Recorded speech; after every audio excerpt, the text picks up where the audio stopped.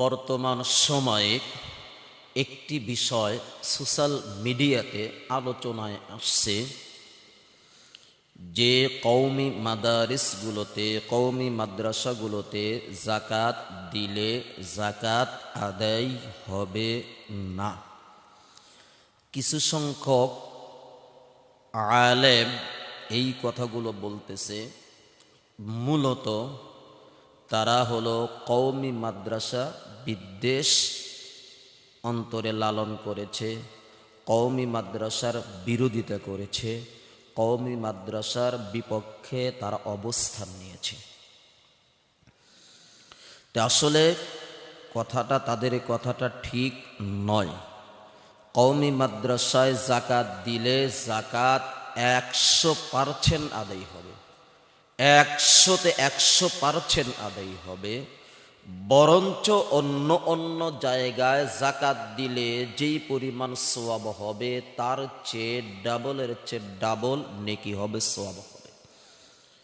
কারণ কওমি মাদ্রাসায় যেই মাদ্রাসাগুলোতে লিল্লাহ ফান্ড আছে, এতিমদের ফান্ড আছে, গরিব অসহায়দের ফান্ড আছে, যেই যাকাতের টাকাগুলো ওই ফান্ড থেকেই মূলত গরিবদের পিছনে ব্যয় করা হয়, মিসকিন অসহায়দের পিছনে ব্যয় করা হয়, তাদের ভরণ পোষণের ব্যবস্থা করা হয়, এমন প্রতিষ্ঠানে আপনারা অবশ্যই যাকাত দিবেন। যাকাত দিলে যাকাতও আদায় হয়ে যাবে, এর সাথে সাথে আল্লাহর দ্বীন হেফাজতেরও একটি সওয়াব আপনি আপনার আমলনামার অ্যাকাউন্টে পাবেন।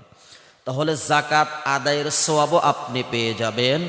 আল্লাহর দ্বীন হেফাজতের জন্য আপনি যেহেতু সেই মাদ্রাসাগুলোতে যাকাত দিয়েছেন, আপনার এই যাকাতের অর্থের টাকা দিয়ে সেই গরিবরা খেয়ে দ্বীন শিক্ষা করতেছে, দ্বীনে ইলম শিক্ষা করতেছে, ইলমে হাদিস, ইলমে কোরআন, ইলমে ওহী, ইলমে বদী, ইলমে লাদুন্নী, ইলমে মারিফাত, ইলমে শরীআত, এই সমস্ত বিষয়গুলো শিক্ষা লাভ করতেছে। সেই জন্য আপনি সাধারণ জায়গায় যাকাত দিলে যেই পরিমাণ সওয়াব হবে তার চেয়ে ডাবলের চেয়ে ডাবল নেকি আপনার আমলনামার অ্যাকাউন্টের মধ্যে আমার আল্লাহ দিয়ে দিবেন। সেই জন্য ভাইয়েরা আমার, অবশ্যই আপনারা কওমি মাদ্রাসাগুলোতে যেখানে লিল্লাহ ফান্ড আছে, ইতিমদের ফান্ড আছে, অসহায়দের ফান্ড আছে, সেখানে আপনি আপনার যাকাতের টাকাগুলো, অর্থগুলো অবশ্যই দিবেন। আদায় তো হবেই।